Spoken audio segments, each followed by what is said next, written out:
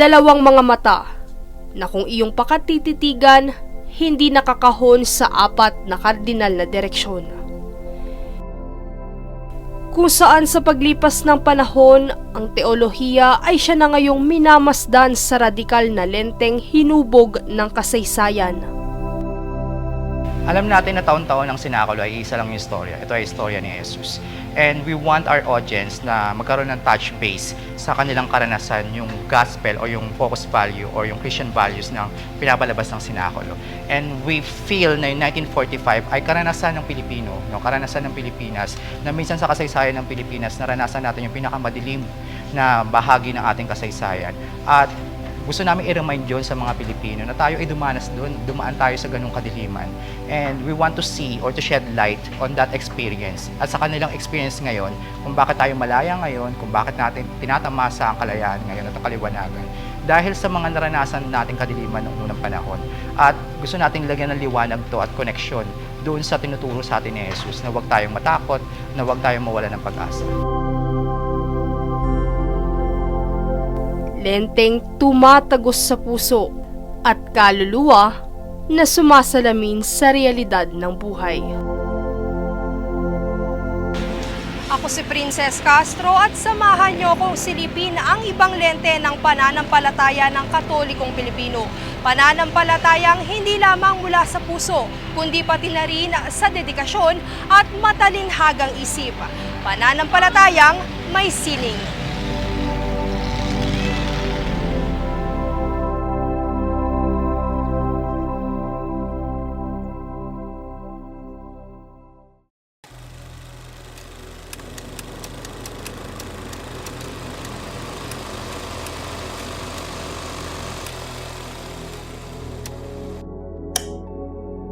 Ako po si Don D. Bernardino. Ako po ang director, nag-edit din ng video, and isa rin sa mga scriptwriter.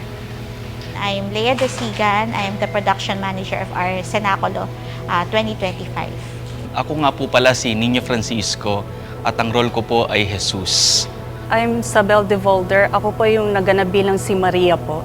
Ako po si Father Arnold Sanico, a Salesian of Don Bosco. I am presently the parish priest of yung dito yung parokya namin dito sa Tondo, St. John Bosco Parish.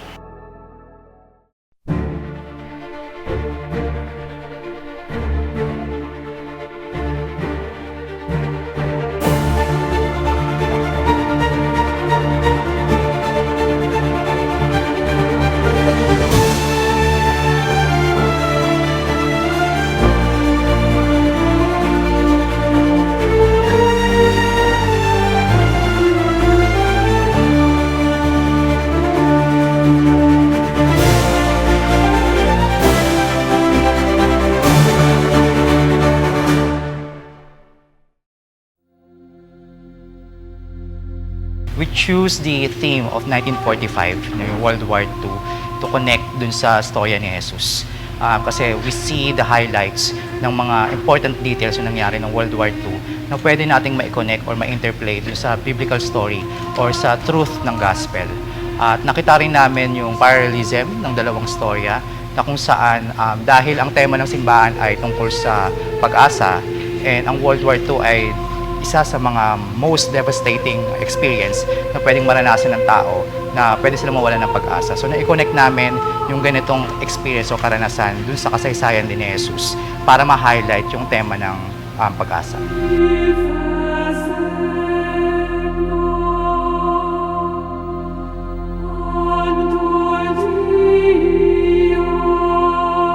Ang title ng Cenaculo is 1945.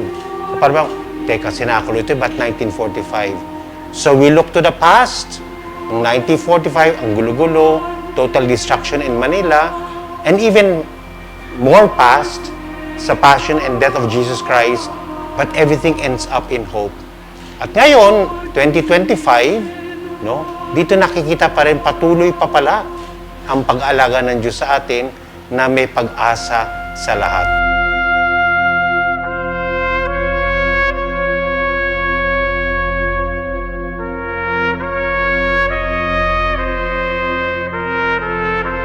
Way back 1945, nung panahon ng gera po, sa dalawang bata na nawalan po ng magulang, And tinastrive po nila paano mabuhay po at bandang huli paano sila nagsama hanggang sa tumanda po sila.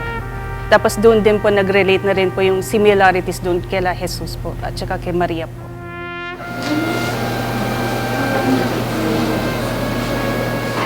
Very familiar na sa mga tao yung storya ni Jesus.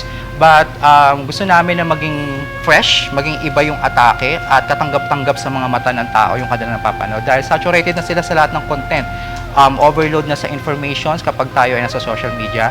Pero magbigay tayo ng kakaibang atake na kung saan hindi sila maninimawa, hindi sila, yung attention span nila hindi ganun kaikli, bagkus may engage sila kung makita nila may something new or bago sa kanilang pinapanood. And we want to get the attention of the audience unang-una dahil distracted na sila, masyado ng blur yung kanilang paningin sa mga information na nagaganap sa ating paligid. So we want to make something new out of the tradition. So yun, para makuha ang kanilang attention. Exit.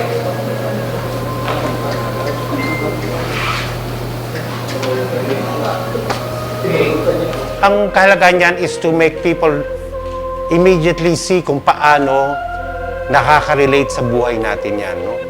Lalo tayong mga Pilipino, madali tayong makarelate sa paghihirap ng iba, malakas ang empathy ng Pilipino. No? And so when we see that, no, kung panunuorin nila yung sinakulong ginawa na itong mga kabataan namin, no, ay kung paano yung parallelisms, no, juxtapositions of what happened in 1945 and during the time of the Passion of Christ, they can reflect on the present situation. Mahalaga bilang isang Katoliko ang nagiging aktibo sa mga gawain ng simbahan dahil sa pamagitan ng nakikilahok sa mga gawain sa simbahan, nagiging daan ito hindi lamang para mahasa yung mga personal na talento, mga kakayahan, nakakilala ng iba pang mga tao, matutong makisalamuha, pero higit sa lahat nagiging pagkakataon din ito na unti-unti, hopefully, mas nakikilala ang Panginoon, mas lumalalim sa pananampalataya, mas nagkakaroon ng personal na relasyon sa Kanya.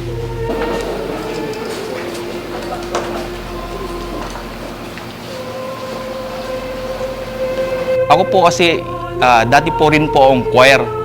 Nailalabas ko po yung talent ko. Eto ngayon, pag-acting naman po. Ngayon po, sinubukan ko po kasi parang mas may papadama ko o masasalaysay ko yung ebanghelyo sa pamamagitan ng acting. Tulad ng pagganap ko ng Jesus, Judas, saka mga alagad. Alisin ninyo ang lahat ng mga yan! Huwag ninyong gawin pugad ng mga magnanakaw! Ang tahanan ng aking ama! Bilang director, no, mahalaga sa akin ang scening dahil ito ay nagbibigay sa akin ng fresh look sa buhay. Ito ay expression of your passion and love for the craft. At I believe na kapag isang scening ay ginamit, no, para sa isang mensahe o sa isang advokasya, ito ay nagiging powerful and impactful. So, ginamit ang scening or yung art para ma-send or ma-evangelize yung mga tao.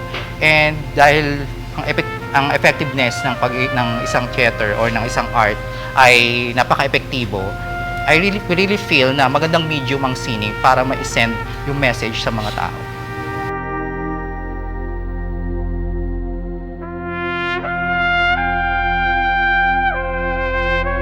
Sa mga kabataan ngayon, ang daming nahihiya na ipahayag yung kanilang pananampalataya. So, yun yung una namin struggle to convince the people, to convince our youth, no, to join Sinakulo, na express nila yung kanilang pananampalataya sa pamamagitan ng isang sining, sa pamamagitan ng isang art, sa pagpapahayag ng kanilang pananampalataya sa pamamagitan ng kanilang kakayahan or talento. So, napakahalaga para sa mga kabataan na may express yung kanilang pananampalataya na hindi sila nahihiya because may pagmamalaki nila yung kanilang pananampalataya.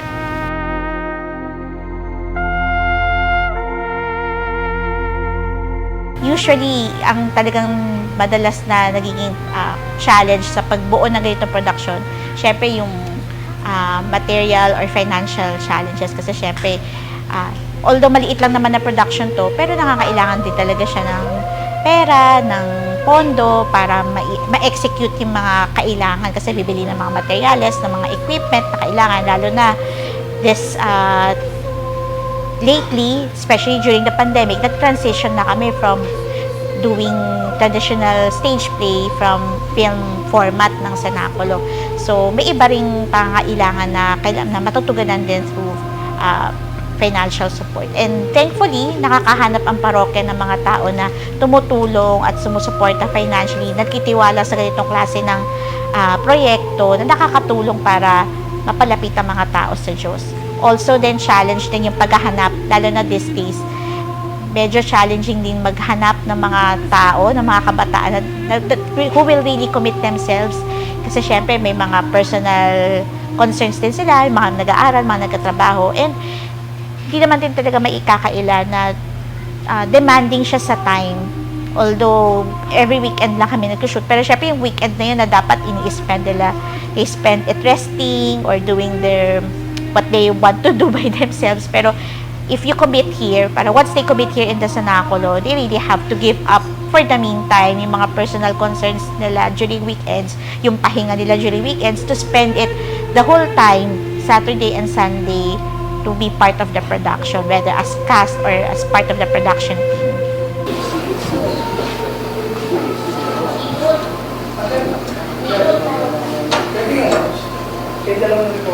Actually, malaking penitensya rin itong ginawa nila dahil nag-sacrifice sila ng time, no, ng kanilang mga effort.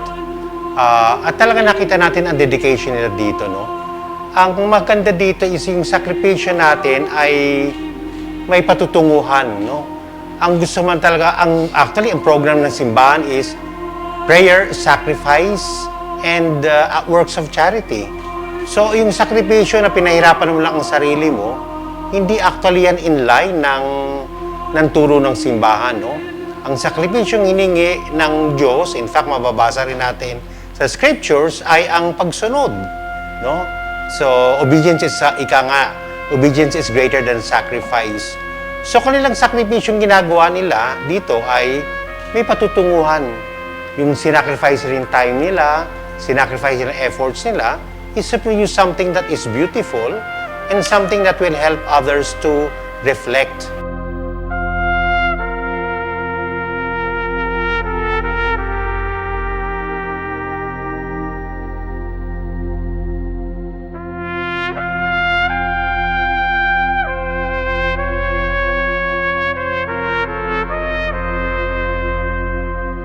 Kung ano man yung paksa ng Universal Church, we do our best to incorporate it in the theme of our Cenaculo. Like for this year, kasi Jubilee Year of Hope. So, this Jubilee of Hope, ito rin yung gusto namin mai-highlight sa Cenaculo. Although, lahat naman ng virtues, makikita natin yan sa buhay ni Jesus. Pero ngayon na yung tema ng pag-asa yung binibigay, sa akin din napapaisip din ako na gaano nga ba katatag yung pag-asa ko sa Diyos, gaano nga ba kabuo yung pagkitiwala ko sa Kanya. At I find myself na malayo pa rin talaga yung lalakbayin ko dun sa pagpapatatag ng aking personal na pananampalataya. Hindi ibig sabihin na active na ako sa simbahan, very strong na yung faith ko, my love and my hope for the Lord. But through this production, through this project, I'm always reminded that God's love and hope never fails. God's hope never disappoints. Yun yung tema ng ating Jubilee year. So, ako din mismo, I'm being assured that whatever is happening in my personal life, or even in the context of what is happening in our country and the whole world, God's hope always prevails. As long as I place my faith and my love in God, I will always be grounded in my hope in Him.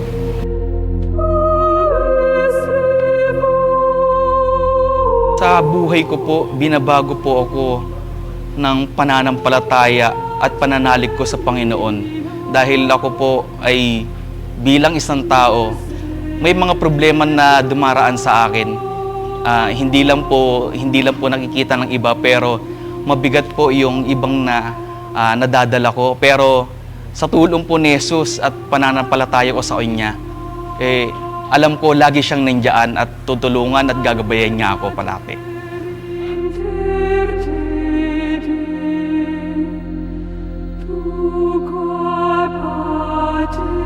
the reason for this season is to reflect on the love of God. And this love was shown to us, expressed to us in a very concrete way, no? Through the suffering, death, and resurrection of Christ. So, saan man sila nagpunta, huwag nila sana kakalimutan yan, that they participate in the different activities of the church to reflect on this.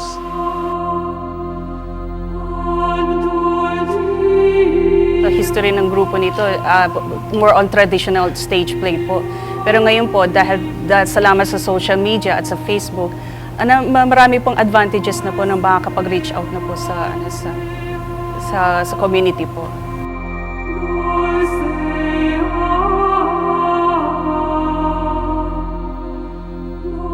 Sa tulong ng media platforms ngayon, basta marami kami nang naaabot. Kasi dati, limited lang sa kung sino man yung nasasakupan ng parokya namin dito sa Tondo.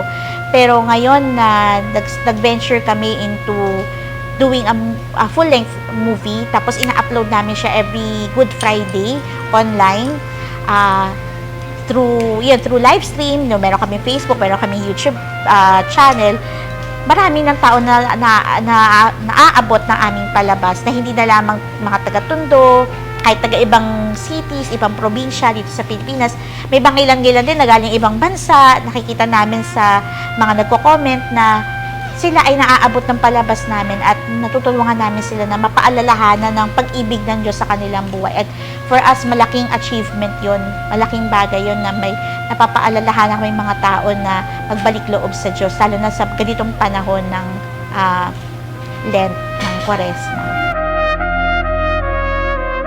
Actually, every year ko naman ginagawa ito for 20 years, no? Parang sabihin, di ka ba nagsasawa dyan sa ginagawa mo? Paulit-ulit na lang yung ginagawa mo. Pero every year, parati siyang bago. Yung mensahe ng Panginoon ay parating bago.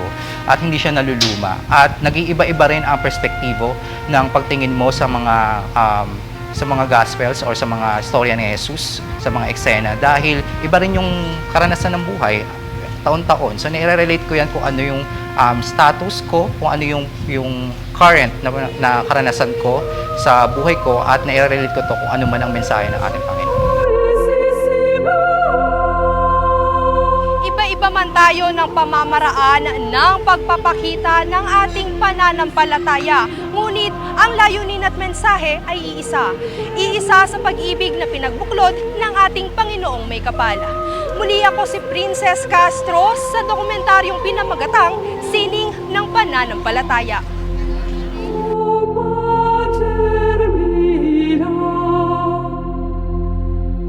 Intercede pro